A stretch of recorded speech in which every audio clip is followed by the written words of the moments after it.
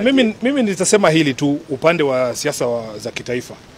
Wale watu ambao wamekubaliana kwamba lazima William Ruto aende nyumbani ni wengi sana. Ni wengi sana. Na hakuna mtu ambaye angependa William Ruto aende nyumbani zaidi ya mwingine. Kwa hivyo kile ambacho tunaomba wenzetu ambapo wako kwenye upinzani wasifanye ile wanaita gatekeeping ya hii one term movement. Hakuna mwenye one term movement. Sisi wote hapa, hata Busia ukiuliza hapa kwenye soko watu wanasema one term.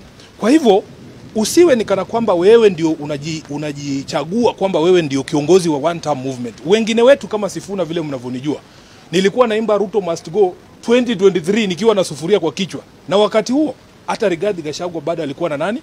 Alikuwa na William Ruto.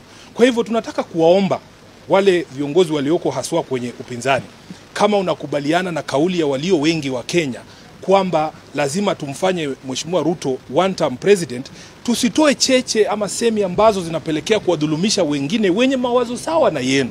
Unanielewa?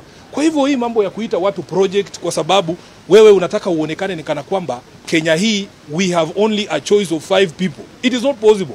The people who are better than William Ruto in this country are more than 50 million. We are 55 million people. You cannot tell me we cannot find somebody who's better than William Ruto. So wasitufanye ama wafanye wa Kenya wafikirie kwamba ni watu watano tu walioko kwenye opposition, ati kama si huyu ni huyu ama si huyu ni huyu.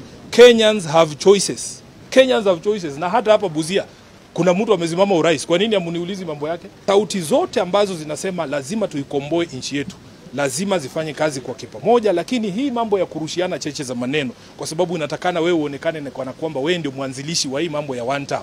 One term tulianza sisi kina Sifuna 2023 tukiwa na sufuria kwenye kichwa tukisema Ruto must go, na wengine wenu mlikuwa wakati ule na nani? Na Ruto huyo ambaye mnasema ni mbaya. Sasa hivi wanasema tumetumwa, sisi ni projects, kwa sababu unajua kuna wazee ambao wanafikiria vijana hatuwezi kununua hema kama ili tuweke mkutano hapa tuongee. So wanaanza kusema tumepewa pesa na watu fulani, watoe ushahidi kwamba tumepewa fedha na watu fulani.